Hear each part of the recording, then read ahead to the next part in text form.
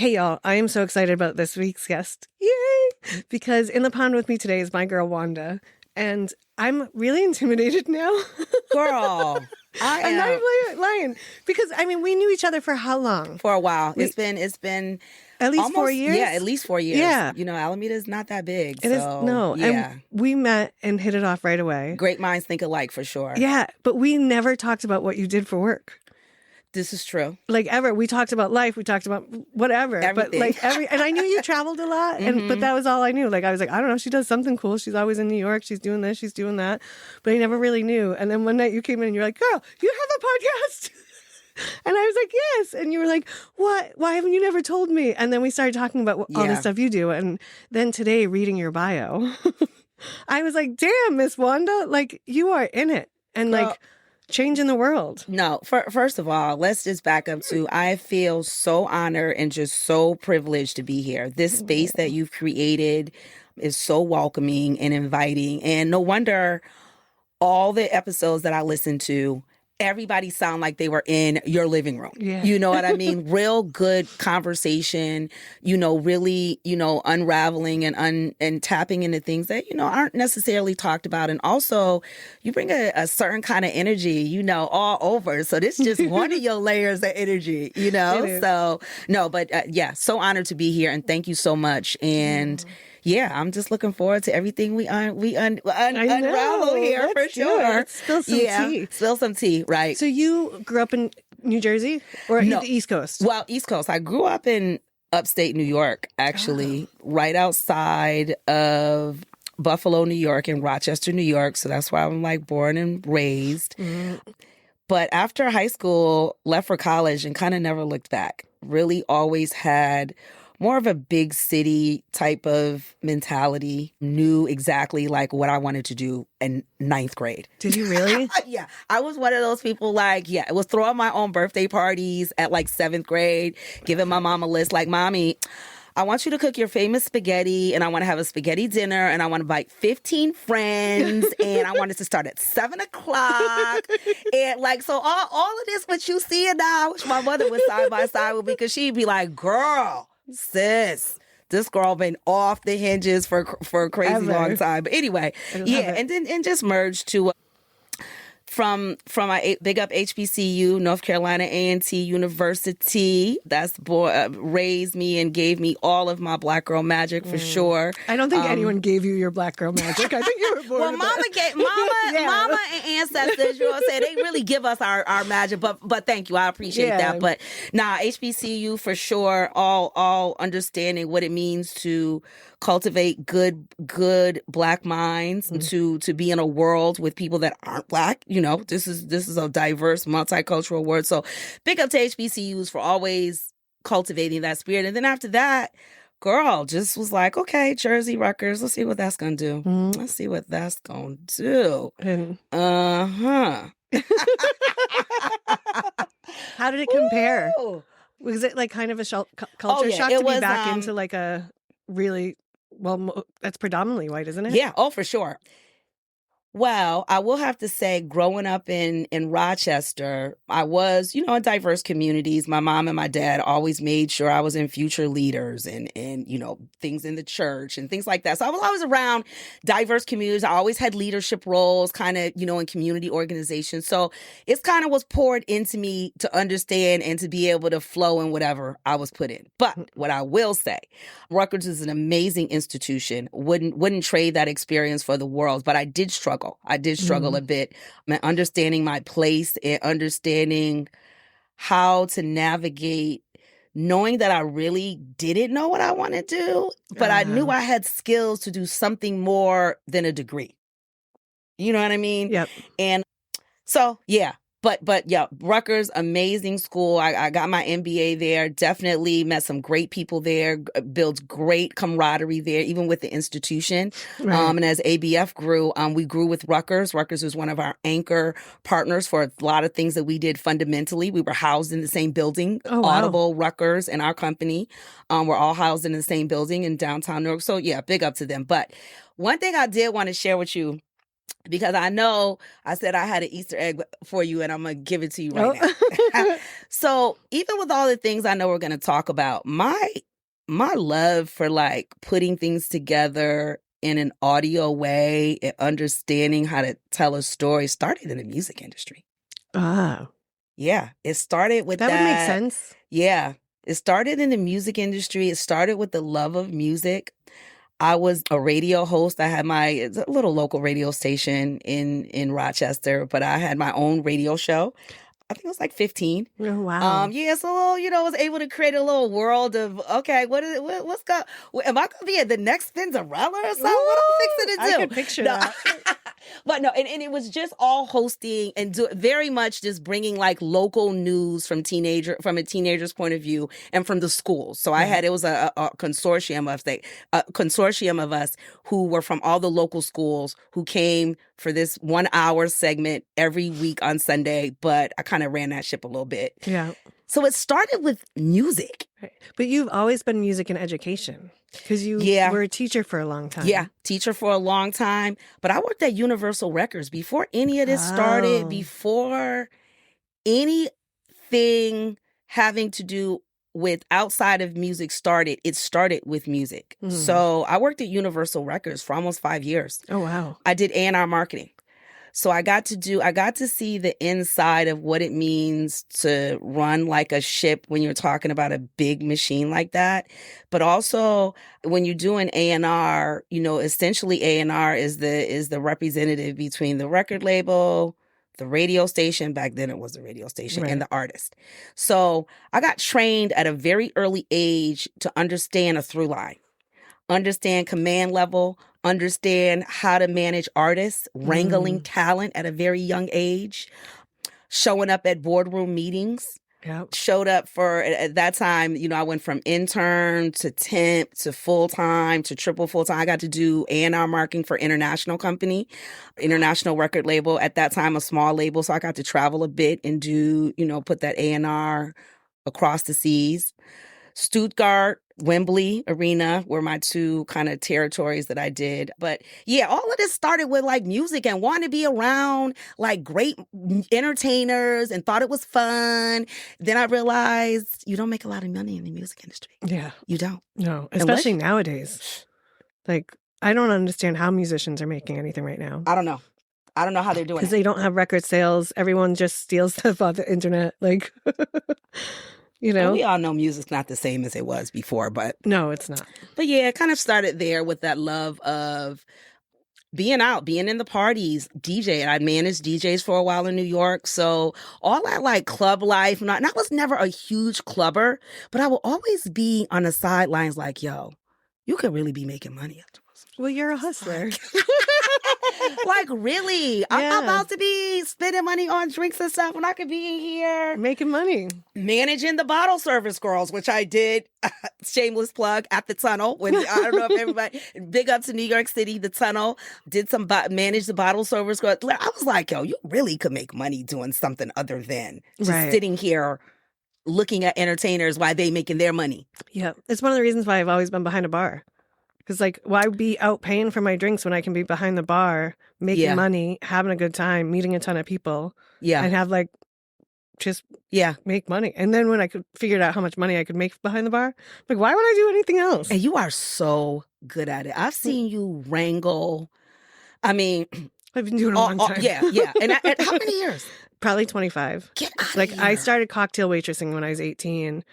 I started waitressing at 16. I started cocktail waitressing at 18 and was behind the bar before I was 20, like 19, 20. And where did you do that at? I used to work at a place called Jillian's, which was across the street from Fenway Park. It's like a 3-story. It's kind of like a Dave and Buster's. Okay. But it was like the original one. So the first floor, we had a nightclub and a restaurant. The second floor was an arcade and a bar. And the third floor was all pool tables and like blackjack for fun. Right. But most of the time it was 21 plus. So it was just like what people city? drinking. What city? In Boston. Oh, in Boston. Oh, that's right across from Fenway Park. Yeah, that's right. So and then I bartended and waitressed on Newbury Street and Boylston Street for years. Right. So I've been in. That's another reason why we connected to that East Coast connect. I don't remember how we started. I think we probably started talking about cold or some shit like that. Yeah, like probably. Cold and the frigid. Well, yeah, and why it's am I cold. cold? Yeah. I moved to California so I'd never be cold again. You started early at understanding how to listen to people and their stories. Yeah. Well, I worked at a coffee shop when I was like 13 or 14. That was my first like real job. It was a coffee shop. But one of my aunts was a chef, and I started doing events with her when I was 11. So like I've always just been working. Like I used to babysit my niece, like my cousins all the time. Yeah. And then I found out babysitters got paid, and I was like, what the fuck? I'm like, you all owe me a shit ton of money. I love it. And then like I got the job at the coffee shop, and I was like, I can work for other people? I'm going to go do that. The insight we have when we see those dollar bills. Oh, yeah. Well, like we didn't grow up, like we were middle class, and I went to private school. So my mother would never buy me clothes because she bought me a uniform. Yeah. And I'd be like, I can't wear a uniform on the weekends. Like, yeah, right. Yeah, it was just like, so I'm like, I'll go make my own money. Yeah. So just like you, I love it. Hustle at a young age. Hustler from a very, and like, what does it mean like for us as women at that young age to identify hustleship like that? You know what I mean? It just necessity. It just necessity. Mm-hmm. I think so. Yeah, for sure. And I mean, I come from a family that always had 2 jobs. I always watched my mom and my dad both. Always had 2 jobs. I mean, I can't even remember. My mom had 2 jobs all the way until my senior year of college. Mm-hmm. I mean, you ask her now, and she'll talk about how it was something. Before it was Dollar Tree, it was something else, and that's where she worked for like 7 years. Oh, wow. And she ended up getting stock in the company or something, and just like stashing her stock or whatever. You know how moms do. They just keep pulling rabbits out hats and just investigating stuff and figuring out. So she didn't tell me until, very later on. I knew she worked the job, but she didn't tell me until very later on that a lot of what I saw and a lot of that fuel, monetary fuel, was coming from that hustle. Right. Coming from that side hustle. Yeah. And even now in her retirement, I'm like, Mom, you still got like 3 hustles you got going on. Come on. And you can't tell him to sit down. You can't tell her to sit down. Keep it, as long as you're physically able to do it, and as long as it's not, creating any health issues or whatever, just keep going. But I guess I'm just circling back to understanding, even youth now, I think their hustle is so diverse now and have such great opportunities because of social media, because of AI. Yeah. I mean, imagine if we we were just talking about, imagine if we had AI. Oh, yeah. I would be ruling the world already. Exactly. For sure. My hustle would be even. I wouldn't have to be hustling. Yeah. I would have been like, all right, let's do this. Yeah. And I admire it, and I step back, even broadening the perspective of the company and bringing creatives in. Yo, you are not going to see Miss Wanda being stagnant and acting all stuffy with them creatives. Come on in and let me see what's going on. Yeah. Teach me something I don't know. Yes. Or let's enhance what I already know. And let's combine the history of what I know. Because we all know everything we're doing has already been done. Right. You know what I mean? Everything is just recreating the wheel. So let's bring those creatives in. Let's bring those young minds in, and let's work together, and try to see how we can take over the world. Yeah. Because now you are, and were you with them when they started ABF? Yeah. So you're part of the founder, right? Yeah. Anthony and I started ABF Creative, I want to say about 6 years ago. Really, the notoriety and the things that we've done in the last 4 years have kind of taken us to a trajectory. But yeah, we're backed by Audible. Big up to Audible. Thank you for all of your support. And what it is a production company? Mm-hmm, yeah, we're a full stack production company. Full stack meaning we produce multi-diverse content for brands and original content for ourselves. Full stack meaning we develop and create, we produce, we post-produce, and we do audience growth and development as well. Yeah. So you are a busy lady. Yeah, pretty busy. Yeah, and you guys have over a dozen different podcasts. Yeah, I personally have produced over 25, including branded and original content over the history and the trajectory of the company. Yeah. My partner, Anthony Frazier, just a rocket in understanding what it means to take a knowledge and an expertise and turn it into something you can monetize.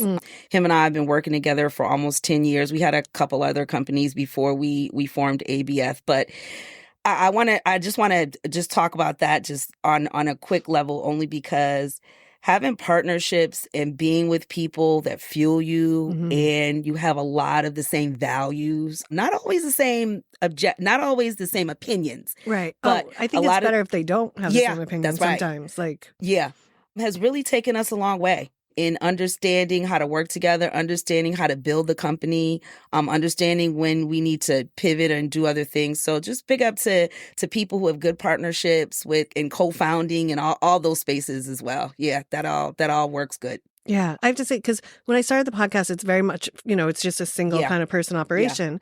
But I've had like a couple of people coming back on multiple times, and it's been fun to have people to like do this with and to grow my skill with and to like just have to bounce ideas off of. So like Danielle and Holly and I now have our spinoff episodes we're doing once a month, and we're like, if we can find the time and we're really enjoying it, maybe we'll put out 2 episodes a month. Yeah. And it's just fun to have like the 3 of us, because we all come from such different backgrounds. Yeah. But we're all so much similar, like the same person, that it's fun to just be talking shit about like what's going on in our lives or the bar or whatever. Yeah. And so it's like that has driven my personal stuff even more, because then it's like they're here, they see what I'm doing, they're learning it too. So it's like we're all kind of growing together. Yeah. And now we're all like, I was like, I have merch ideas for my stuff. So we were talking about that. And they're like, wait, can we do merch for our stuff too? So now we've got like designing merch together. Sounds and like you have a TEAL. Yeah. And so it's been super fun to like have people to like grow stuff with. And then like Danielle's like, teach me how to do the editing so I can help. And like, if you start to get busy, I'll edit one of your episodes. Wow. And so it's been amazing to have kind of like that camaraderie and like, and then, it's like that, exactly what you're saying. It like fuels you to do even more and to stretch and grow and like, okay, well, how else can we do this? And who else can we be helping? And like, even if we're just talking to a handful of bartenders out there, like, and it's like their little venting moment, it's like we get to maybe make someone's day brighter, not just at the bar. Yeah, right, exactly. And so it's been super fun to have that. And it's been like, ooh, what else can we do? And like, oh, well, I want to do like a party for the studio, but like we want to tie it to something for community. Because that's always kind of one of the things that you and I connect on so much is like reaching back into your community and doing good stuff and like the Black Girl Magic and like how do we bring more of that to Alameda, and having those two like in my life so much too, like it's just learning more about the different perspectives in life. That's right. And it's like, all right, let's do this. Like, how do we do this? Where do we go for that? Like, let's do something for the food bank. It's right here. Like, they just opened up a new one. So we've been talking about different kind of things we can do to help like get us notoriety kind of, but in the way that we want to be like, but we're also going to look at all this. And that's right. Let's raise this about. That's right. Like Danielle's hugely passionate on getting Black girls out into like the woods and getting them, because it's not a place thank you, Danielle. Yeah, she's got a whole program scheduled. Like she did a whole summer program this summer within the inner city and bringing kids out to the woods. And like she wants to keep growing that. So we're like, all right, well, how do we tie that to what we want to do? And that way, every time we make a milestone, we can like reach back and give back to that. Yeah. So it's been super fun to like start planning it and, just getting into it. I mean, when I go on any of your socials, I always feel inspired by what you're doing. First, regardless if you may have a scroll or a carousel of different things, the first image, the first everything is something about giving or you amplifying some event that's pouring into a cause that's worthy. Yeah. And I get really inspired. I really get inspired by you because it's across a huge spectrum of people and lifestyles. And that's, right now that's so needed. Yeah, well, I think people get so into their silo and people get so into like, this is my thing. Yeah. Like, okay, and that's cool, but it doesn't mean someone else's thing isn't also cool and fun and interesting. That's like you can't learn something about yourself or them, or like having more diverse people is just, it gives you a bit more perspective and like shows you maybe something you didn't know you liked. Yeah. Yeah. Or just like thinking about someone's wild life is fun sometimes. right. Taking you out of your own shit. Yeah. Yeah, for sure. Yeah, definitely. like people love reality TV shows, but don't love people in reality. Yeah. Like that's stupid. Yeah. Like you have a reality show right in front of you. Right. Like I always joke that Lucky 13 is my favorite reality show. Like I could sit in there for hours. Oh my goodness. And then I'm learning that Alameda's like almost like a little high school campus. Like, How long have you been here? 5 years. Oh, But the first okay. year and a half was COVID, so I don't think it counts. Right, exactly. 'Cause Everybody's nothing was inside, open. right, Yeah. exactly. So how did you get it? Okay, let me But- turn this to I know interview. I know. I just got. Okay, one Yeah. more question. Then we. Well, get no, it. I have the same question for you. Okay, So how did you get into all the bars like you are now, as far as bartending and stuff during COVID? it was just after COVID. I had met Ann Moore, who's a massage therapist up on Webster Street. Okay. I went to her after I got run over. I got run over 6 months after I moved to Alameda. Girl, please don't play. In front Run of Lucky. over? Yeah, I got hit by a car, a Domino's delivery person, in front of the fire station across the street from Lucky 13. Are you serious, Yeah. girl? No, I did not. Now this is some tea. Oh, For I sure will that tell you you the did whole not. story off mic. Okay, all right. Because Okay. I met the person that hit me.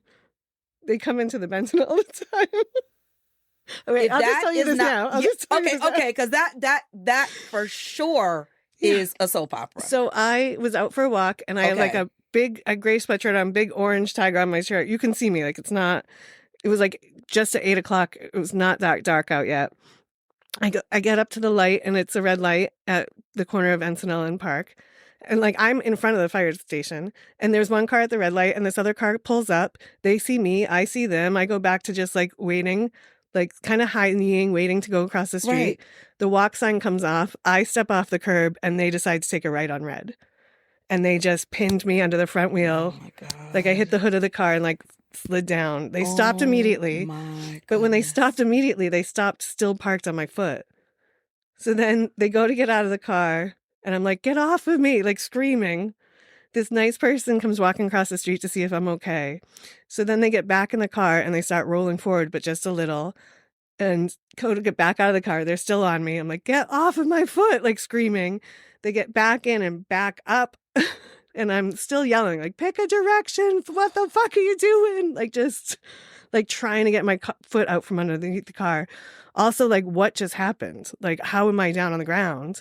Because when I hit the hood, I obviously knocked out for a moment. Right. So then, all of a sudden, there's a bunch of people around me, and the firemen are walking out. People were checking on me. And then, a year later, this customer comes in, and they're sitting there. They have a Domino shirt on, and they knew some of the other people in the bar, and they leave, and they come in the next time. And I was like, oh, I should ask you if you knew the dude that ran me over. And she said, at Park and Central. And I go, oh, no, Park and Encinal. And she looks at me and goes, oh, that was me. So I get a call from my lawyer the next day and telling me, don't talk to the person that hit you. I'm like, gee, I'm sorry. I didn't know the woman sitting at my bar was the man that ran me over. And he was like, what? And I was like, yeah, I didn't know the woman sitting at my bar was the dude that ran me over. I'm just looking at the power of the Creator right now, that you are even sitting here in our graces, in this chair, being amazing. That is crazy. Yeah. That you're sitting here right now and you survived that. Yeah. Luckily, it was a gentle running over, but it was still So he basically mold you over and. Oh my goodness, girl. Bless up that you are here. Yeah. And how was that foot though? Oh, it gives me problems. I had a crush injury. It wasn't terrible, but it was not great. Okay. So, but the worst part was I had because I had a really bad injury with my neck. So that just fucked me up for the longest time. You told me about. I remember you telling me about that. Yeah, so I'm always in pain anyways. So for the longest time after, it was just it threw everything off. So everything was just a mess. And so that's how I met Ann Moore, because I started getting body work done. And we were talking, and I was saying how I used to I was a bartender, and I was going to start looking for something when things opened up, just so I could meet people. Yeah. And because I worked for a cannabis company. It was an all-black cannabis company, except for me. And it was all the dudes that I worked with. And I was like, I'm not going to hang out with them all the time. Right. They don't want me around. Yeah. And so I was like, I want to work at a bar so I can start to meet people. It's the best way for me that I would know to meet people. And she knew Sandy. And she said, you and Sandy should meet. And so I started working at Fireside. At Fireside, yeah. And then I met everybody through that. So Donna introduced me to Eric, who owns the Benton. The Benton, yep. And then Eric owns Heart and Dagger in Oakland too, so I work there sometimes.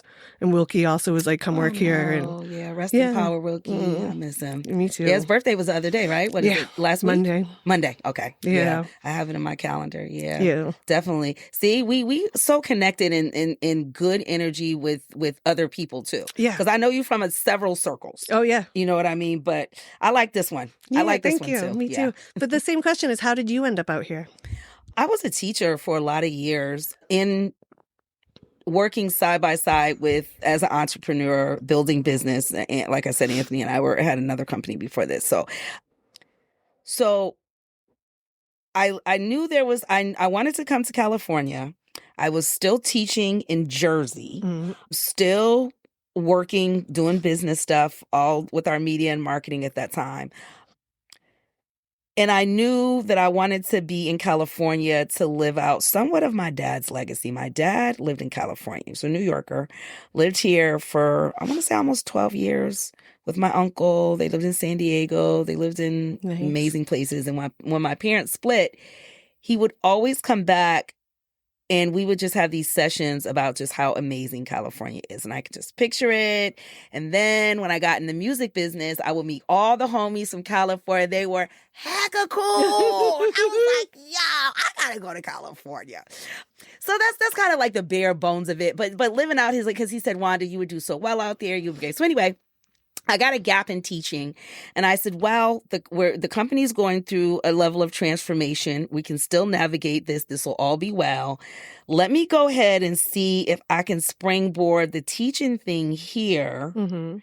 And then with an ancillary plan to be able to reach children in another way. And I knew it wasn't in the classroom. I knew my abilities were far, far bigger than that. But shout out to all the teachers in the world. I was a teacher for 17 years, combined with California, but the main time in Jersey.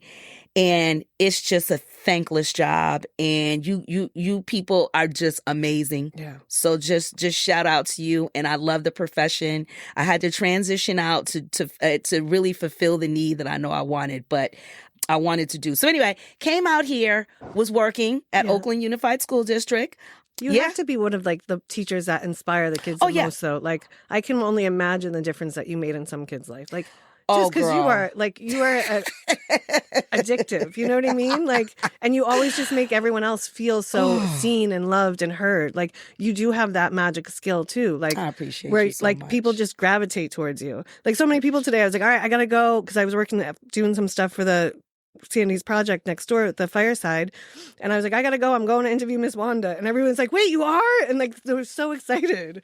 And like Holly's like, tell Miss Wanda I said hi. I'm like, I will. That's my girl. I'm like, girl. Yeah, she was like, oh, maybe she'll come on the TISM. And I was like, I don't know. I'm like, anytime you invite me, you know me. I love you so much. Anytime you invite me, anytime I'll be around. So I'm like, we get sideways on that. Yeah, for sure. Anytime. This tea right here and this atmosphere is just really amazing. So I guess just maybe just to sum it up, I knew that my ability to transform children into, I guess, what people say productive citizens, or and not transform, pour in, because there's no transform, but pour in and accentuate all the great things that all children have. And I was that teacher. I can't remember having a lunch on my own. Come in, Miss Reynolds. Can we come in? Yeah, come on in. Yeah. Oh, that smells so good. What you got? You got left? Yes, you want some? Sharing my lunch with the kids. Yeah.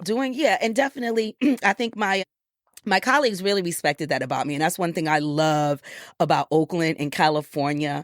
Lots of trend setting and integration with all types of ancillary ways we can teach children in Jersey too. But something about California and the way you guys, this population meets people where they are academically and with all the nuances and everything that has to be done to basically educate a total child. And we talk in socialization, education, all of those special pour-ins, the after-school programs. I never seen after-school programs so creative. than in California. So yeah, I enjoyed it all. I enjoyed my experience as a teacher. But again, you know when you get that calling, that, and I knew I came here with a multi-level plan. Right. So it wasn't to stay where I was.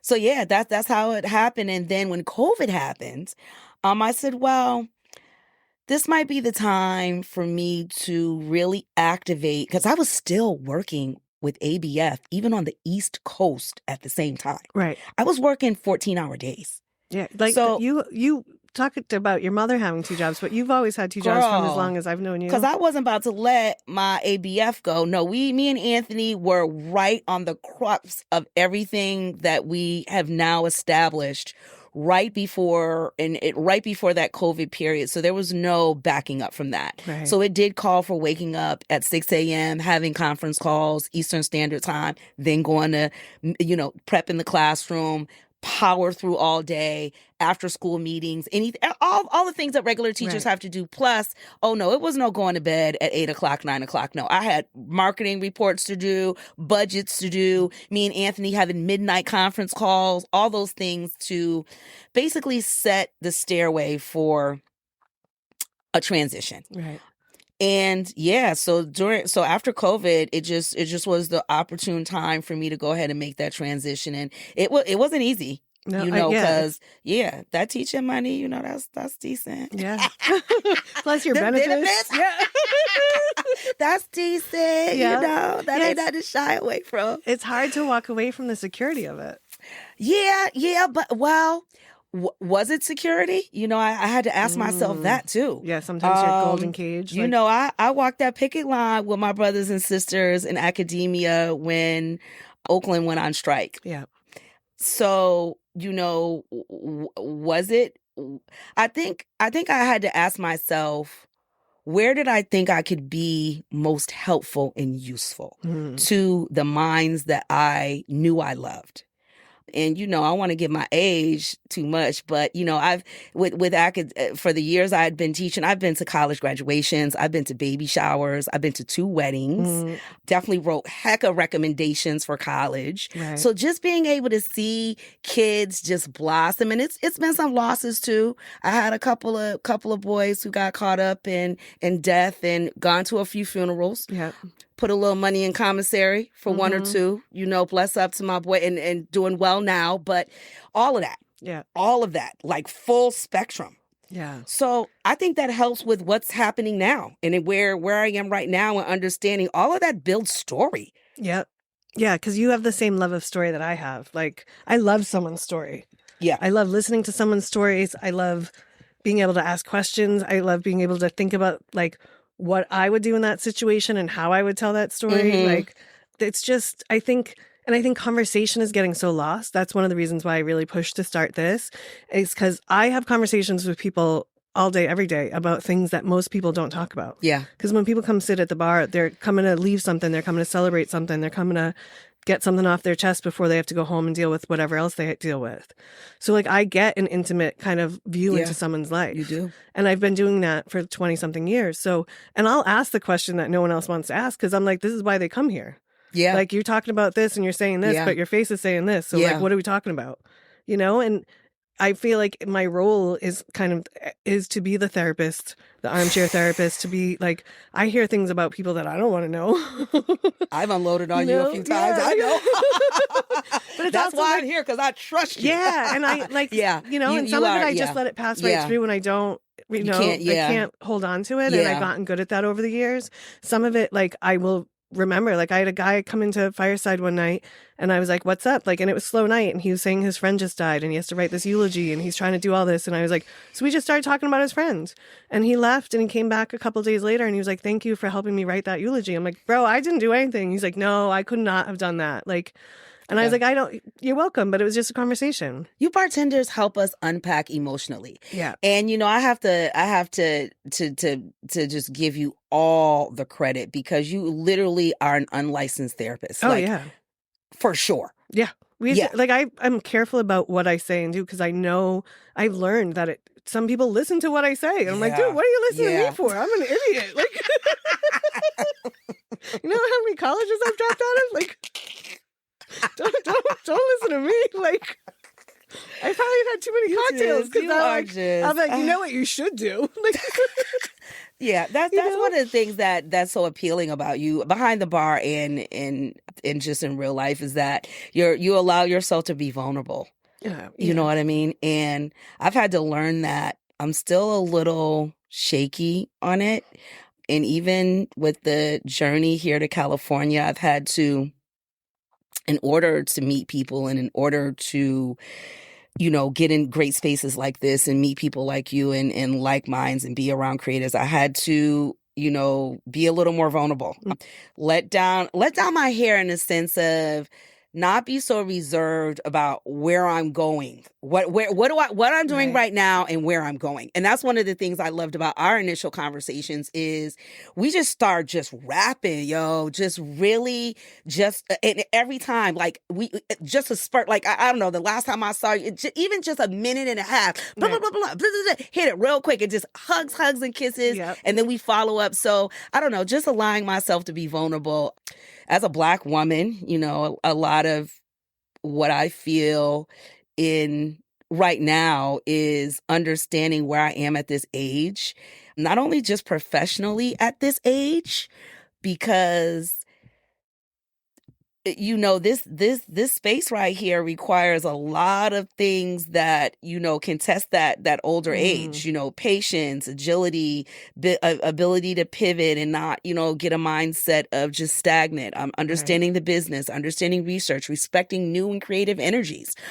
You can get in a space where you just in your head and no, that can't work. So just understanding where I am at this age and also with health issues, I've had a couple things happening, and when you're here, I don't really have any family here. I have family that I've adopted as my family, hence I'm across from my queen here, and people that I just have chosen and have just been very amazing to me over these 7 and some change years. So those just pouring out all types of support. But it still ain't nothing like your people, your family that is unchosen, that you were born with, like it or not. That are obligated. Right, obligated.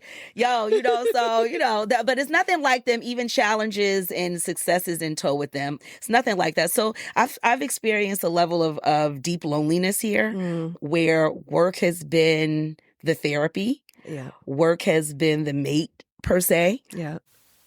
To the success of the company, right? But like when you have one of those moments, is what you do just pour yourself into work, or is there have you found any tricks to kind of stay off the loneliness? For sure, because it does sneak. I get it, because especially the first couple of years I was out here, like I said, the first year I moved out here, COVID happened 3 weeks after I moved out here.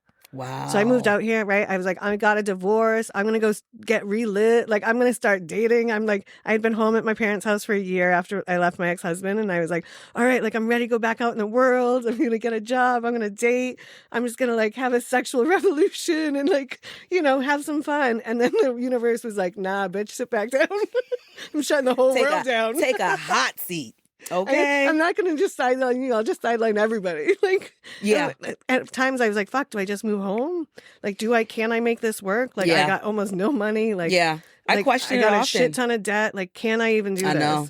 And I was just like, I am on the beach in November in a bathing suit. Like, fuck it, I'm staying.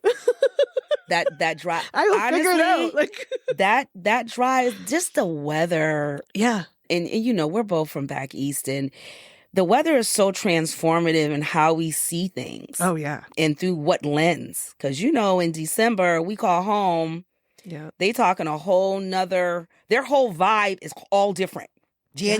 After Christmas, their whole vibe, because they got the build up, because they got the snow and everything that Christmas. But after the New Year, their whole vibe is like, all the storms, and we're just like, oh, it's a little rainy. Yeah. Like, rainy. It's been raining here. I gotta cover my patio furniture. It was so chilly out. I had to put a sweater on. I pulled out my blanket, scarf, and my gloves. I had to turn the heat on. Mm-hmm. I had to turn the heat on for like 2 hours today. Girl, how about I turn the heat off before I left the house? Oh, always. I had the heat, but the fact that I had the heat on, but I was like, you know what? just turn the heat on, bitch. Just turn the heat on. Because I was around with my robe on and my sweatshirt. I'm just like, what am I doing? Just turn the heat. But I was just like fighting it. Because I'm like, no, not the heat. When I lived in upstate New York, I lived outside of Albany for almost 10 years. Okay. So you are, and almost 10 years you lived there? Yeah. With your ex? Yeah. Was he military? Was he in the No, military? he was from this really small town outside of Albany. Oh, okay. And so we lived there. We had one stoplight in our town and 2 prisons. Girl, I did not fit in that town. Oh my goodness. There was one black family in the whole town. And then the girl that I ended up making great friends with was a lesbian. And so my former father-in-law was like, you had to find the one lesbian in town to be friends with? I'm like, yeah, the one black family doesn't have anyone my age. I don't know what to tell you. Like, oh my God, I love you. But I lived there for almost 10 years and I would not turn the heat on until after Thanksgiving. Because I was like, I'm not paying for it. Like, put a fucking sweatshirt on. And I was like, I can't believe I became my mother. Like, yeah. Oh, yeah. I would be like, put a sweatshirt on. Wear another one. Girl, when I go home now. Oil is expensive. Girl, when I go home now, they kind of like, because everybody in the house is older now. Everybody's, so they get it. But I'm like, Mom, is the heat on? Yeah. She's like, yeah, you cold, baby. Mm-hmm. I'm like, Mom, I'm cold. She, okay, we'll turn the heat on. Then she see me, and I swear, I wear a sweatshirt in the house all day, every day, even to bed. Yep. The bigger, the better. Yeah, like I the bigger I can wear too. I get one of my stepdad's big old wrestling sweatshirts, honey, with that hood. And they just be like, really, you gonna wear that? You just gonna rotate sweatshirts in the house the whole time? Yeah, that would be correct. Yeah. You're like, if you turn the heat up, I'll be cute again. Right. Right. But no, Oh, my mother's last year for Christmas, I got a heated vest. Ooh. So it's got a rechargeable battery. What? Yeah. And so I will wear that in the house still. Oh, like, I'll be like, I got to charge gift. this. Yo, that's a sweet gift. Because she was so mad. Like, because also with my neck injury, like when I go home, everything gets tense. That's right. So my pain level goes up. That's right. And then I just become miserable because I can't think about anything else. So, I'm like, instead of a small hum, it's like someone screaming in my ear. Because that's how, like, Kirkland helped me figure out how to explain to someone else how chronic pain is. And we were talking about it. I was like, and it's like someone's like humming in your ear, on a day where it's like low. It's like there's just like a low grade humming someone's doing that's like annoying, but like you can kind of block it out. And then there's other days when it's like someone screaming in your ear and then nothing you do can like distract you from it. And neck pain is the worst because you can't do anything without your neck. Yeah. Just like your hands. Yeah. Because like even with my scleroderma, it's affecting my hands right now. And you can't do, you can do things without your hands. Let me not say that. But it's, you start to just think like, oh my God, okay. Is this how it's going to be like forever? Yeah. Just chronic. Dealing with chronic, right? Whatever, man. Even not even just so. The level of when we say chronic, does chronic have to be consistent pain all the time defined, or those spurts of constant the same pain that never goes away? There's like a chronic pain that's always, and then there's acute chronic pain, which is like that. From what I can remember, is like it doesn't happen consistently, but it will be like acute for a while. So like it hurts for like days or a week, or sometimes, and then it will kind of lessen up and it won't be as bad. Yeah. And then it'll come back. And so it's like a reoccurring pain. Like when I was a kid, I had endometriosis and I was in chronic pain every month for 7 to 14 days. I would be like dying. Yeah. And then it would go away for a while, and then it would be, but it was like always the anxiety of it was there. Yeah. So that's one of the reasons why it's also chronic, is because it's never really out of your mind. That's right. It's always kind of there.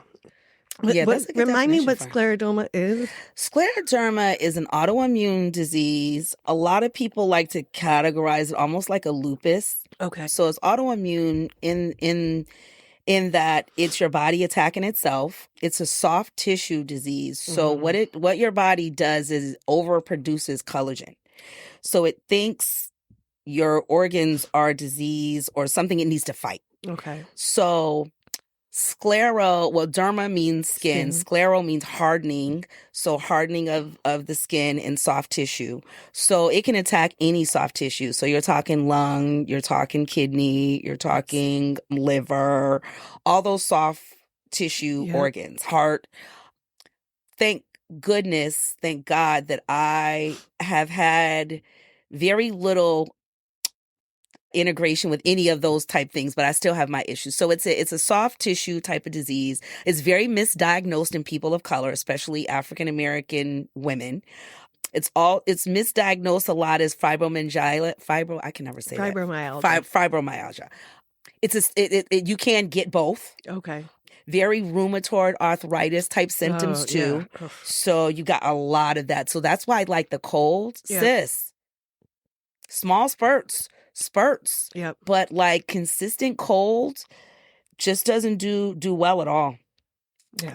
And then also, I'm a woman of a certain age, so the hormones are going all over the place. So you got that. But right now, I think my scleroderma is taking a turn, not necessarily for the worse, but I do see a lot of activity in certain areas, like my hands. I'm getting a lot of the arthritic, and I get a lot of calcinosis buildup, which means like you get like little calcium builds up in your joints. And sometimes they have to go in and scrape it and get it out. But at any rate, I just wanted to bring that up because I know a lot of people, even people like you and I who, have transported here, who are dealing with health issues that feel alone.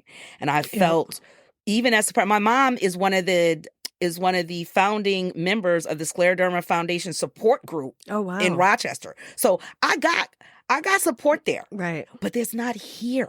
You know what I mean? So I just, and anybody who listens to this and feels the same way, definitely, seek support. There is a support group specifically for scleroderma.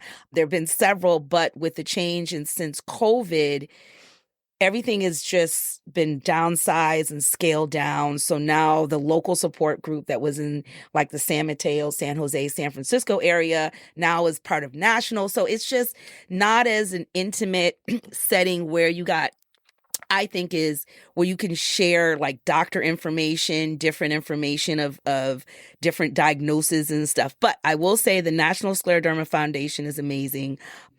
And they have great resources. I tap into my family and my network, my chosen family in Rochester that are part of scleroderma. Yeah. And just getting as much information as I can. But overworking doesn't help, yo. Yeah. That does not help. No, drives you. Yeah. So let's just take it back to that. Yeah. What do you do when you're not working? Because you still work like 15-hour days. I would say not consistently. I've never kicked the habit, and anybody who's listening to this, please, if you got any advice, honey, help me. For some reason, I'm a night worker. Oh, yeah. I work very well at night when it's quiet. I don't have to answer emails. I can sit and think. Yeah. I'm very similar. And I think it's a creative thing. Yeah. You took the words out of my mouth. I think because I play such a balance of leadership role and creative, I find that the daytime hours are when certain things can be activated. I'm more focused. I think a lot of the leadership, decision making, talking to vendors, budgeting, some of those things I feel like I'm more in tune, I'm more tapped in during the day. And then get me a good nap, girl. I wake up at 8:00. I can create you a whole ecosystem from 8 to about 2 in the morning. So anyway, and I don't think that plays too well right now. No? And well, let my mother tell it no. She was just here for 2 weeks and she's like, you know what? I don't know how long you're gonna. And when I go home, I'm the same way, even on East Coast time. Yeah. After dinner, I take a nap. They eat dinner at like 7, whatever. I eat dinner whenever I get hungry. And usually it's one meal a day. But yeah, I'm the same way, the East Coast time too. And she's like, oh, I don't know how long you can keep that up. That's not good for your body as it's aging. And I'm like, well, what about people who drink heck of coffee all day? Right. To stay up, to even be minimally productive. Right. Well, and I think that there's too much, like I have now decided from my armchair that there's too much in like what your schedule should be. I think like if something works for you, like it shouldn't be someone else's to tell you like that shouldn't be your schedule. Like I talked to an artist the other day and I was like, do you always like paint at night? And he was like, yeah, I usually paint from like 10 p.m. to 6 a.m. And he's like, then I'll nap and I go do my day job and then I come home, I'll nap, I'll do whatever I have to do. Yeah. And then I work most of the night. And I was like, yeah, I always live like that too. And we were talking about, because it's like there's a quiet in the, in the energy in the air even. Yeah. Like, even though no one else lives in my place, like there's Yeah. the building feels more quiet. Yeah. And I think that gives us more time to like be able to have more room for our Yeah. ideas. That's and right. I think that like it works. I think if it works for you, it works for you. Like Thank you. Whoopi Goldberg talks about it all the time. Like she stays up all night. Like that's where she does most of her work. And she doesn't sleep that much. She'll nap here and there. And but then what about all the cliche of great thinkers get up at like before the sun and they, But you think Socrates was like, oh, it's this, like he got up with the sun because there was nothing else to do. You know what I mean? Like they went to bed at night because they didn't have candles. Like, right. Okay. Well, like, I kind of beat myself up because, you read all this motivational and, how these great successful people do. And they're like, oh, you gotta get up in the morning, get your day started early. Yep. I have read it all too, and I have tried that so much, and I always fail at it. And then I go back to doing like, I'm going to work for like 6 hours in one swoop, and then I'm going to go do something else, and then I'll come back and whenever I let myself just work my natural rhythm, I'm always more productive, and I like the shit I come up with more. Yeah. It's whenever I'm trying to do like I have to go to bed by this time and be up by this time. More anxiety. That I'm like, I'm not thinking, like I can't get my brain to think about this stuff now. And it's like, then I get frustrated and then I'm just putting out stuff that I'm not really proud of or I'm not putting out anything at all because I can't, like, it doesn't feel right, but I can't figure out why it doesn't feel right. So I've just been trying to go back to like I'm going to work the way my body and my mind, and not even about like feeling motivated or productive, just like, I'm up most nights anyways. So like if I come home and I'm going to write, if I'm inspired to write for another 3 hours, I'm going to not force myself to go to bed. Right. Because every time I've done that, I get up and then I'm like, whatever that idea was is gone. Yeah. Where if I've sat down and wrote for 3 hours, I get a better night's sleep. And then like the next day I feel better about what I did. Yeah. So I'm like, all right, this has to be like, I don't work like everyone else. And like that can be okay too. Thank you. I needed that. Yeah. I kind of like. I needed that validation. Yeah. And because I do feel, I don't feel like a lot of times I catch up on my rest on the weekend, but I do work on the weekend though. Usually Sunday night, I find it to be my time where I've synergized what happened the previous week. I've thought about and placed most times, because I love to control the narrative a little bit on what's happening for the week. That Friday, I've already given whatever needs to happen, because I hate what I call running to the parking lot, rushing up to the parking lot for everything happening every day. Everything is a big rush. So I found that Sundays I'm able to just have that kind of that time where I'm mind, body, and spirit. I find that I do deeper meditation and can get spiritually deeper on Sundays, and it has nothing to do with church. It's something about growing up in a house where there was a sacred space for Sunday. Yeah. So I've tapped into that. It always was a good meal on Sunday. It was always a little less of something on Sunday. So a little quieter in the house, a little, everybody had kind of like a softer temperament. I think it's because my mom worked so many jobs. She also would like to go into the week prepared, but not overwhelmed. Yeah. So it was a little food prep, a little packing of lunch, but it'd be gospel music playing, or Marvin Gaye, Frankie Beverly, something. And she'd just be chilling, little incense burning, frankincense and myrrh. All grew up with all of that. Yeah. So so that Sunday kind of tap in, I really like. What about you though? That you applaud all of that lifestyle. You surround yourself with Zen. I try, yeah, uncompromisably. Yeah, like I love it. Well, I think the pain has one part of it. Like when you're in pain, like your bandwidth for things is just smaller. Yeah. Like so, like a friend talking to me about something the other day and about all the drama in his life, and I was just like, I don't have drama in my life, like because I just don't. Thank you. Like I don't lie to anyone. Like Thank you. don't. If I don't want to do something, I'll Thank be like, you. yeah, I'm not going to do that. Like sorry, like or not sorry. Like I was like, I just Thank you. am kind of unapologetic me. Like I try to be kind about it, but I'm not always nice. You show up as your authentic self. Like, and if I show up to something and I'm not really feeling it, I'll be like, hey, I'm here, but like I'm exhausted, or I'm like, and like, or I'm not going to be here long because I got other shit, but I want to combine support. Like I just try to be honest with people. You give a lot of yourself. Yeah, and I sometimes too much. Like sometimes that's my downfall. Like I get home and I have nothing left for myself, and like Us as women. that's been my biggest like Yeah. trying to get the pod off and take care of this stuff. Like I'm working a lot because I need the money, and then I'm working a lot because I like to support all those other projects. Yeah. And like if I have a day where I'm planning to do a bunch of stuff for myself, but then one of my girls needs a day off from work, like I'm like, all right, yeah, I got your shift, and it screws me, but it like helps them. And like sometimes I have to stop doing that because it's like also a way to just avoid putting myself out there. So it's like layered, and like, but I've done a lot of the work to become so self-aware and to be like, all right, this is where I know, like I am doing this so I don't have to do that because that makes me scared, and I hate being scared or I hate being new at something. So if I can just avoid that until at the last moment, then I'll kind of pull it out of my ass. But which is I'm a procrastinator, like the worst. Yeah, me too.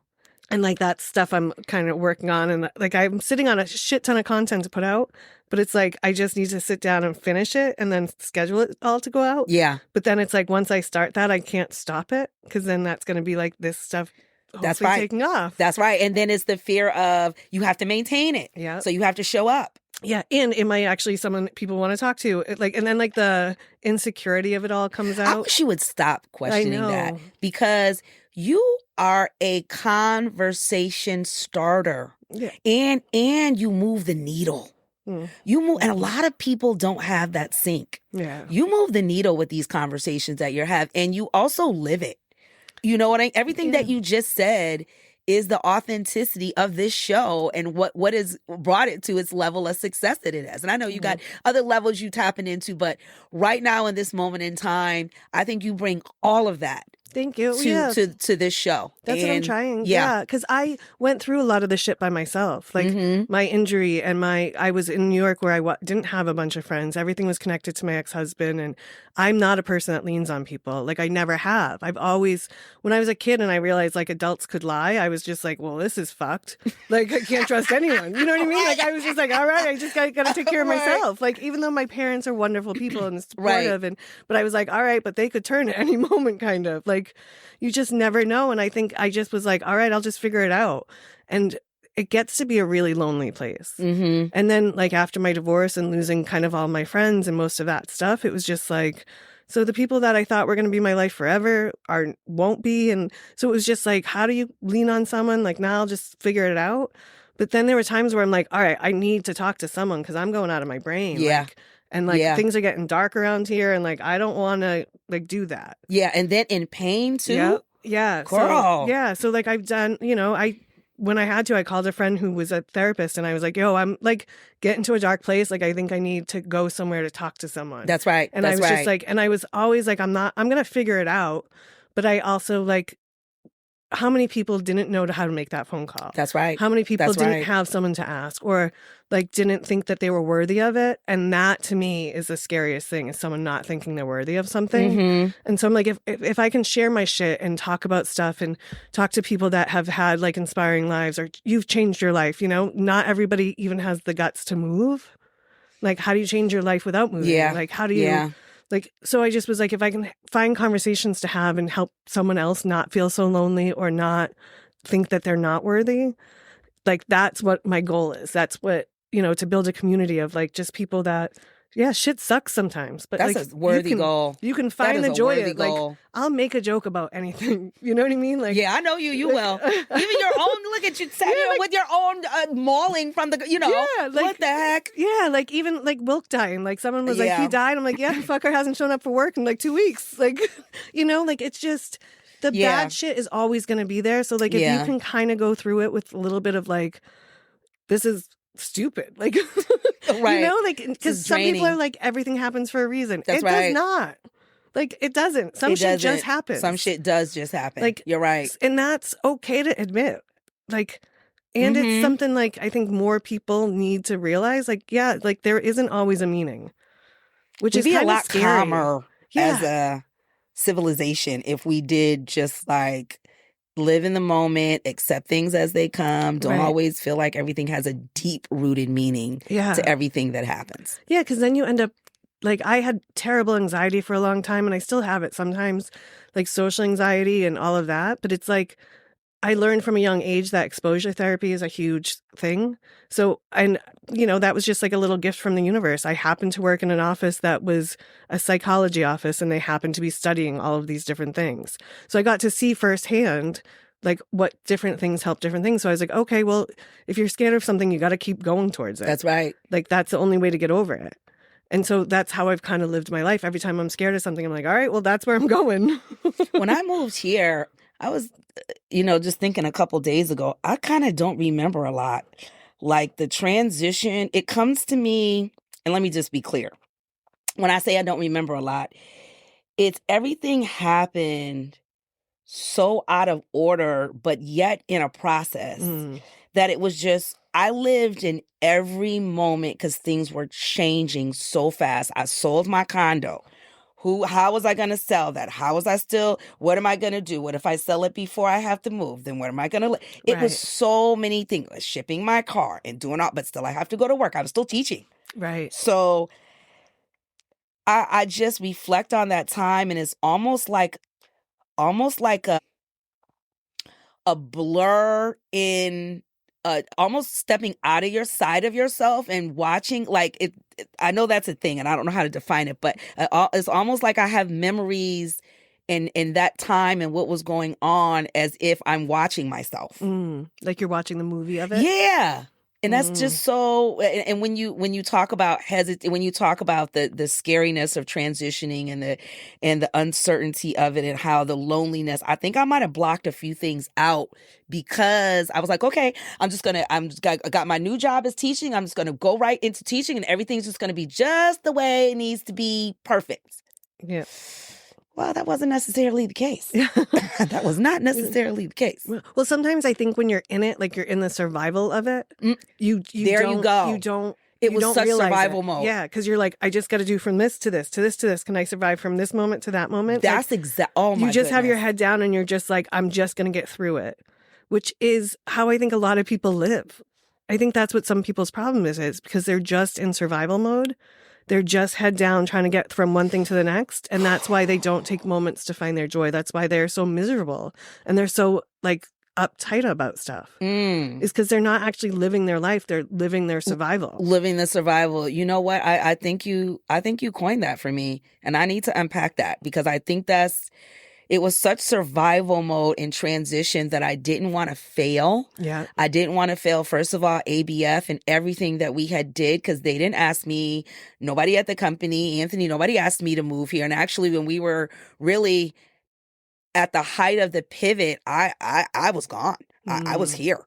So it was straight transition with that too. Yeah. So all of what we knew for how I showed up and showed out, even at the office every day, whatever, was all changed. Yeah. And then also my own personal life. I didn't have a whole bunch of friends. Now, my uncle, a godfather / uncle lived here for many years, and I would come back and forth because I loved LA too. So I would rent a car, go to LA, stay for a few days, chill out there, do whatever I needed to do, work, connect with my friends, got some great friends there. And then I would drive to Oakland and be here. So I knew about Alameda before I lived here. My uncle brought me to Wally's. I knew quite a few things about Oakland to make me feel comfortable, but I still didn't have a network. I still hadn't really gotten any friends or anything. So I say all that to say the loneliness mixed with survival, mixed with,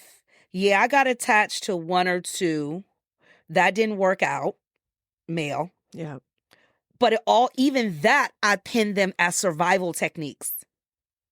This is going to make me feel normal, having somebody to hang out with, having a boyfriend. This feels right. Yeah. In this space. Even though he probably wasn't perfect, he wasn't what you really wanted, but you're like, at least it's something to make it seem like life is normal. Yeah. Right. I know. Yeah. Thank you. Remember the dude that stayed with me for? You met the guy that lived with me for a while. Yeah. He was. I mean, what? Here, right? No, in my old apartment. Okay. Yeah. Okay. All right. No, it's been a few years since I've even seen him. Okay. But like, girl. He was supposed to stay with me for like 2 weeks. It was like 6 months. And then I was like, you got to get out of my house. Like, I think I was crazy that night. I said yes. Oh, my But goodness. that was also like, I think that some of that was out of like the loneliness and the, Yeah. like, No, for sure. yeah, and let me save you. And like, Yeah. you know, and I think we do that. And then it's like, you don't want to admit that you're doing that. No, you don't. Like, why would you take less than you deserve? You know, like, why would you let someone who isn't actually worthy of you into your space like that? Well, one of the things I can say is that company that I did seek, honestly, out of all the things that were challenging, very supportive of my entrepreneurial perspectives, very supportive of my hustle. So that gave me that allowed me to stay too long. You know how sometimes we stay too long because, we done built the little engine that could, and we done poured all of this in it, and you've been so supportive to me and all this and that. And, you know, you can unpack my conference calls with me and you're asking me, you know, pillow talk on what's happening with business. Yeah, that's good in a compartment. Yeah. But that's not gonna sustain the relationship. And that's one of the things that I did wrong, stayed too long because I needed that support and almost the level of validation that I'm doing the right thing, because I wasn't around my people. I wasn't around Anthony. I wasn't around. And I'm one of those people that love being in the office. Yeah. I don't know why people don't like being in the office. I love being in the office. I love being in the office. I like going to the conference room. I like eating my lunch at my little, I like being in the office. I really do like being in the office. So I missed that too. Yeah. You know, and now we have a full studio, full audio and video capabilities. We have an engineer, Rondell, who's amazing. He's our full-time engineer. We've created a space for ourselves that's just so amazing. It feels so right. You know, a wonderful view of the city. Mm-hmm. Yeah, because you go back and forth all the time. Yeah, like all the time. I'm like, hey, you in town? Where are you? Yeah, like you in New York? Yeah, and you'll be gone for weeks at a time, and then you're months, here, and then months even. And then, yeah. So I'm always like, where is she? Like, what's going on? Because I love when I get to see you, but it's also amazing that because eventually I'd love to be able to go back to Boston more. Like, I don't want to be there when it's cold. Yeah, but I love being on the East Coast. I'm through and through an East Coaster. You are. Like people are that always like, she's not and mean, grind. she's just from Boston. I'll slap somebody who say you mean. Okay. Well, people take my directness as like rude. Well, and I'm like, no, I just asked you to do your job. Like, I don't. That's easy. I'm challenged often with that here on the West Coast. My level of sometime directness. Not received. Yeah. Well, but I mean, come on, dude. Everybody, come on. You can't walk around with soft tissue all the time. You gotta come on. You gotta harden up a little bit. Yeah. But you've never been cold a day in your life, have you? That part. That part. Yes, that part. Like, oh my God. On. Yeah, but I do like being in the office. I like the energy, and maybe I should say our office. I like the energy that it creates. I like looking up on the wall and looking at our digitized little cover, all our properties. Projects?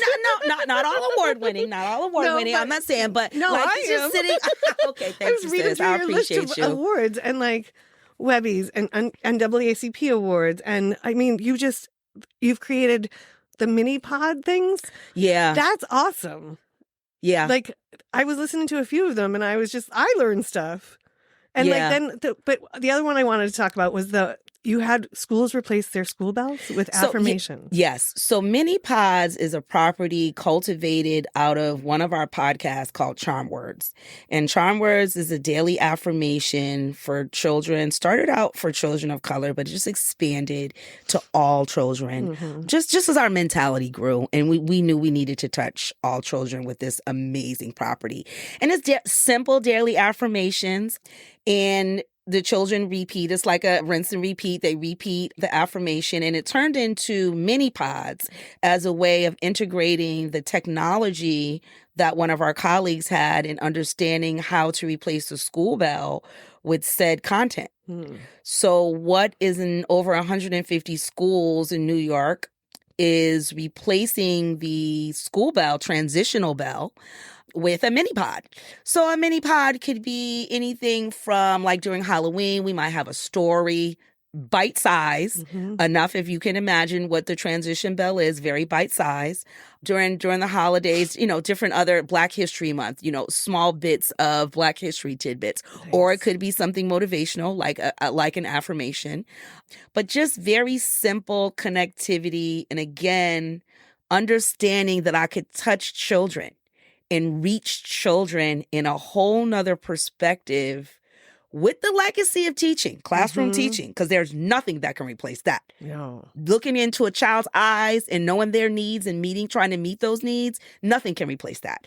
But understanding that my knowing of how I could do bigger, better, stronger for the community and the people that needed me. And mini pods was a way that Anthony and I were able to meet this level of technology with another a great founder, Jesse, and meet that. And schools loved it. In a nutshell, schools loved it. Yeah. Loved it. And it's still expanding, looking to do more cities. We got Chicago, Atlanta, a couple more cities. And also, it's, monetization too. Right. Everything, so yeah, holler at your girl if you want to sponsor a mini pod, Nike. Yeah, do that. And Boston, Boston school system, I'm looking at you. Yeah, Alameda right. school system, Exactly. now I'm looking at you. Thank you. I nominate you to put this into your schools. Okay, let's do it. Yeah, Holler let's at your get it to girl. more. That's right. So, no, it's been a great way to leverage the technology, very innovative technology. Yeah. No one else is doing that. And we people of color, we showing up. Yeah. But I guess I mentioned that because it's just so many of us doing so many sync types of creative things with each other. And when those minds meet, it's just like sky's the limit. Yeah. And even when you talk about NAACP award, that's just one of the highlights of my career, being recognized by my community, being recognized for the legacy that NAACP brings. Yeah. And then being attached to someone who's moving the needle and someone who's, again, making legacy in a whole nother space. Sterling and Ryan, Emmy award winning GOATs, you know what I'm saying, doing a thing in the industry and being aligned with that and having the opportunity and the privilege to be aligned with such great actors and actresses. Because you helped produce his podcast, which is We Don't Always Agree. Yeah. Yep. Executive producer for We Don't Always Agree with Sterling K. Brown. Might know him from This Is Us and several from Wakanda and Black Panther. Yeah. All of really great from Hulu as well. So just working with him was really great. The Webby Award for, African Folktales. That was one of our first properties that just, again, validated the storytelling that needs to be done to reach young minds to inspire. Yeah. We had an idea to take African folktales, traditional African folktales, and meet them where the young, budding, creative minds are. Redid it, put animation on it, and it just did so well. Yeah. It did so. I listen to them all the time. They are just so much fun and bubbly.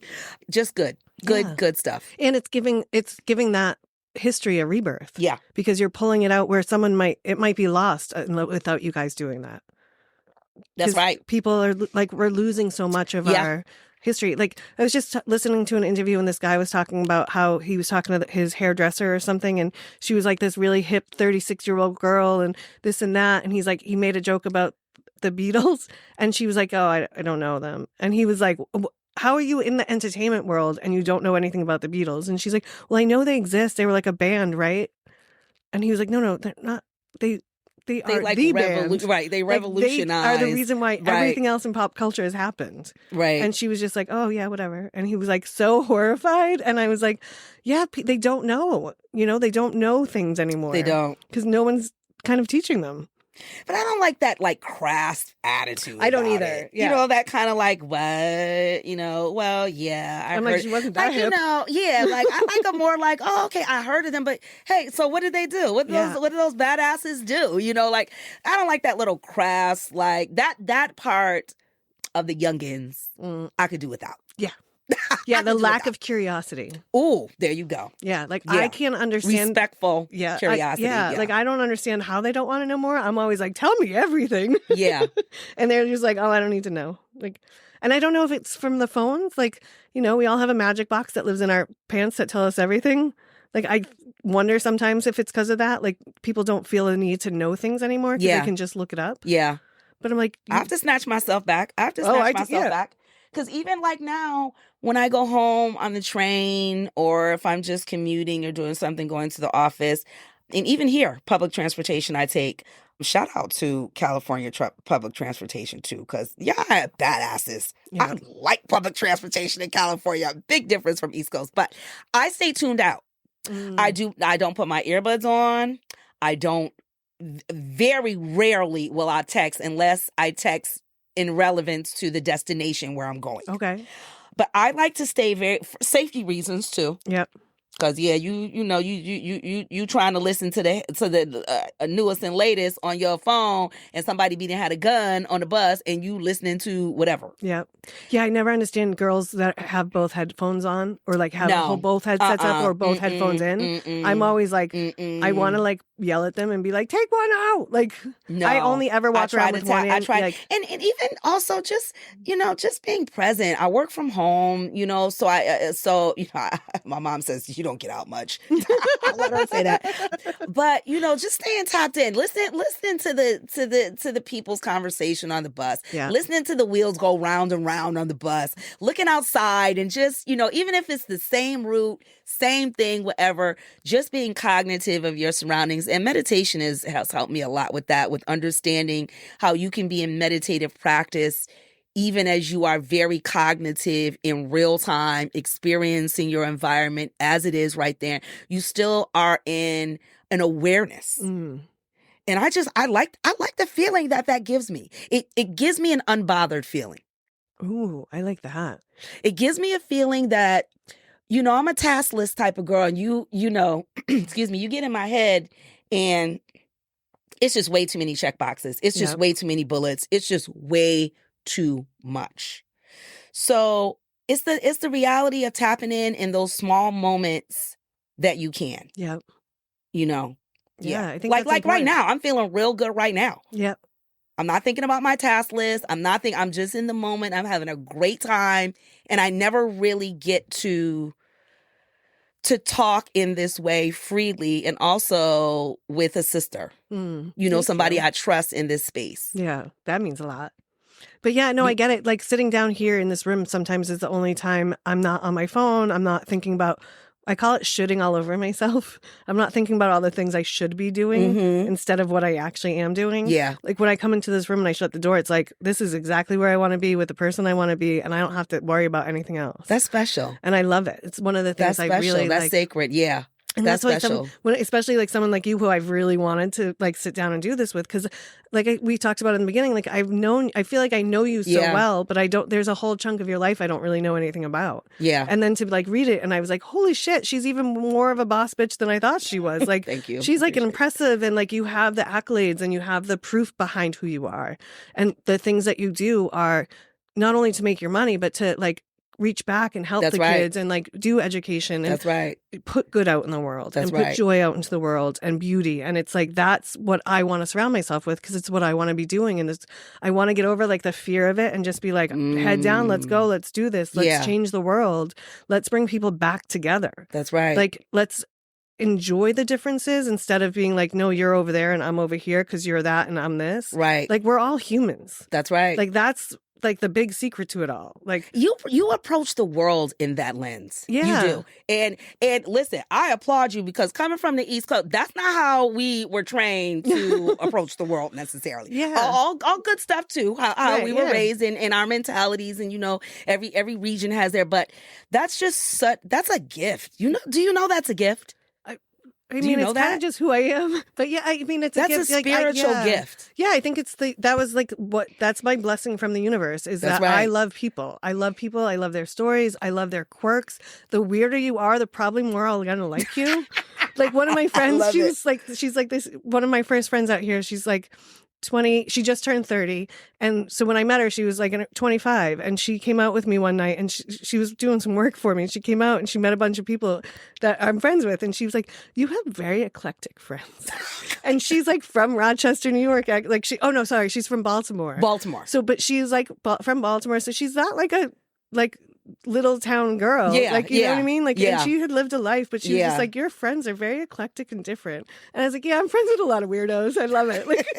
Like I'm a weirdo. Like, I'm a self-proclaimed, like, I do not live a normal life. Like, I don't want to.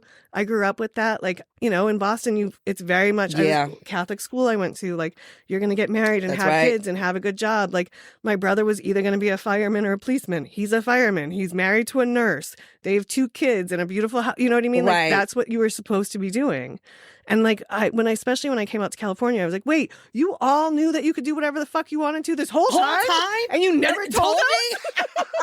I love it. Like, what the fuck? That's how I felt too. Yeah, like that's how I felt too. I would talk to people and I'd be like, your parents do what? Like, you did what growing up? Like, you didn't even go to school? Yeah. Like, what? Like, your parents were artists and you painted on the weekends and you went to farmer's market and you sold vegetables and like you had like what? Like your parents have only ever worked in pop-ups? Like that's it? That's how they make all their money? Like, and they're doing okay? Like that was never. That's right. I wasn't presented as an option. Yeah. Yeah. Like my options were like very set in stone.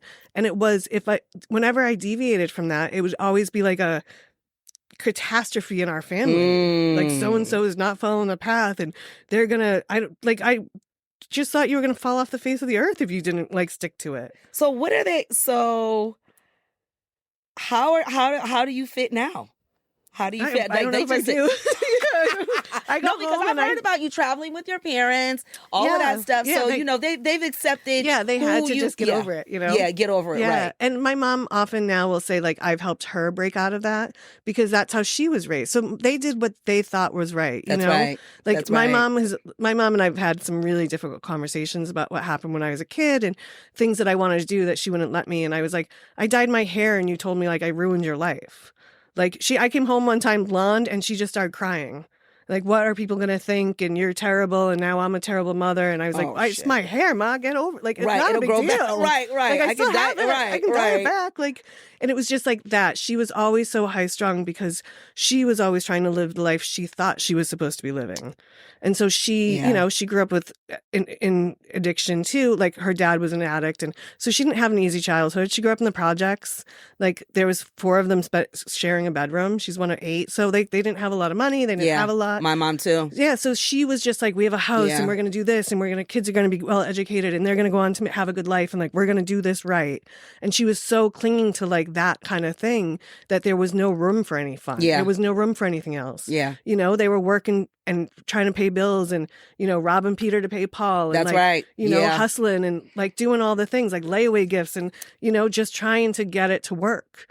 And so there wasn't time for fun. There wasn't time for just like, I started working at 14 so I could like kind of pull my own weight and take care of my own stuff. Like we were never poor, but we were afraid to be, we were like, we're one check away from living at Nan's house. Like we just were hustling and trying to make it work. Yeah. And they were doing better than they thought.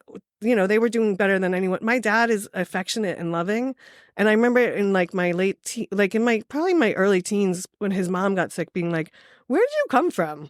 Like, you're not like your brothers. Your brothers are all crazy and like drinking and doing all this stuff and swear. My dad doesn't swear. Like, he's just a very nice guy, like even keel, like nothing phases him.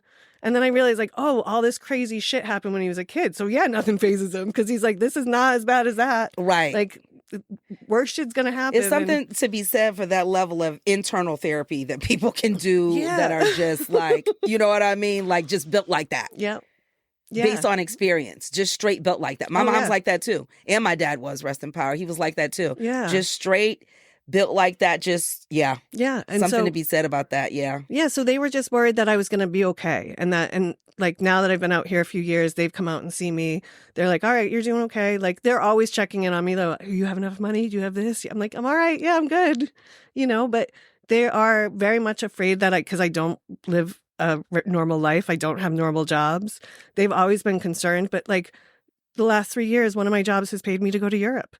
So they're like, there's proof that they, like they're like, all right, she's doing okay and she's getting to go travel and her They're world not is expanding. used to our parents are not from the era where you can make money off of the things you like to do and that you're creatively capable to do. Mm-hmm. They're not from that era. No. Because my mom's tapping into talents right now. She's making money off talents that she had before.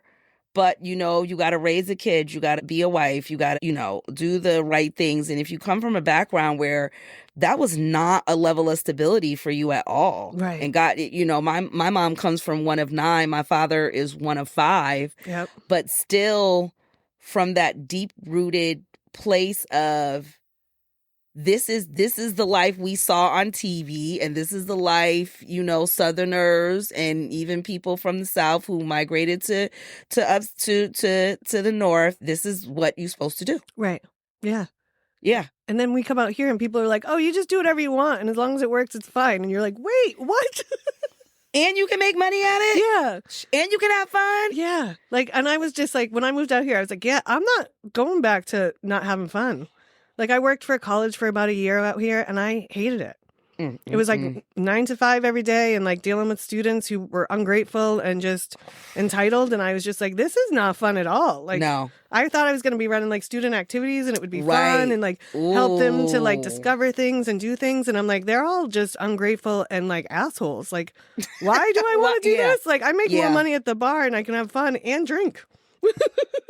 Best of both worlds. I'm going back to that. And then I have my days free to do other things and follow my passions and start to make money off the things that I create and help my friends that are artists make money off what they're creating. And I can do more and help more people doing that than I do in this school.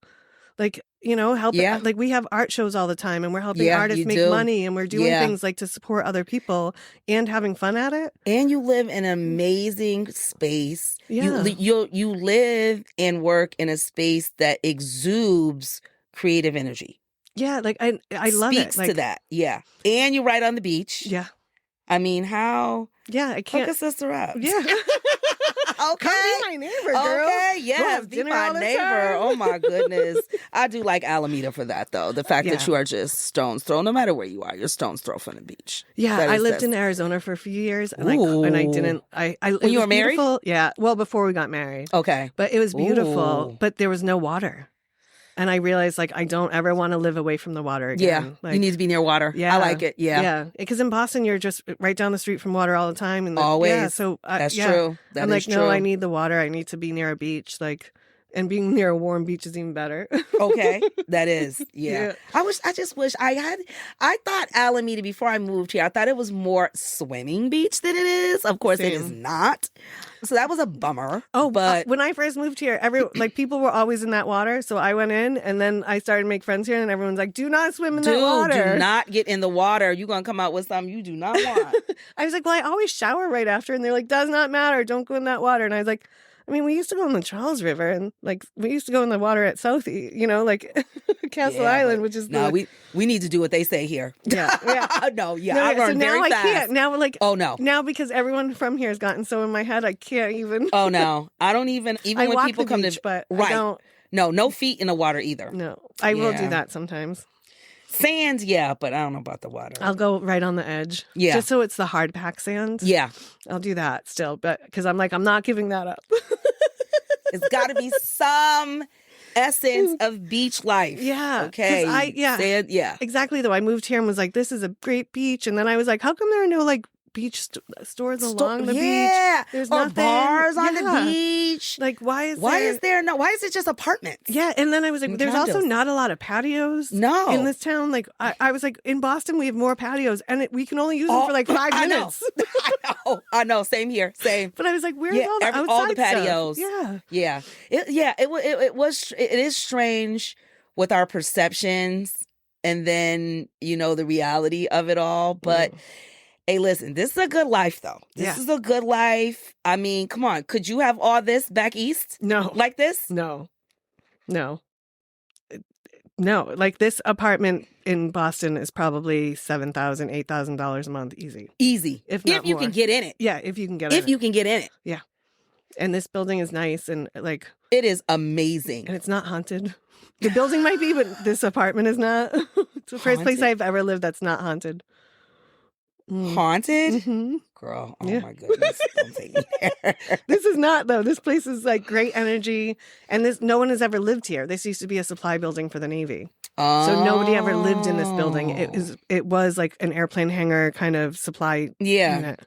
So it was only like gear that was stored here. Okay, got you. So yeah, so it's the first place I've ever lived that feels just like only my energy. And it's so big, but it's still so intimate still. Yeah, the high ceilings. Big. Yeah, the high ceilings and everything. And even when you come in, it's amazing. Yeah. Yeah. Yeah, I feel very very spot. Lucky. Yeah. Yeah. Well, Miss Wanda, I can talk to you all night. Of course I know we can. we gotta go. Let's go have a drink at some bar. Let's go, girl. Thank you for having me so much. Thank you. I love you so much. I love you. Any time I spend with you is always valuable. And letting me into this intimate space that you have and being, one of the torch carriers for Deca Reality, for sure. Thank you proud. so much. Thank you. I appreciate and thank you for all the work you're doing for the kids and the students and for Black Girl Magic and just all of it that you do is inspiring and I love it and I can't wait to see what else you come out with. Okay. I love it. And I do want to tell your audience, anybody who wants to get in touch with me, Wanda at abfc.co, hit me up. Definitely, I'm always looking to just be inspired. Also looking to collaborate. Alameda owns a lot of really great presences and ecosystems here. So would love to be able to collaborate. Things that make sense. Yeah, exactly.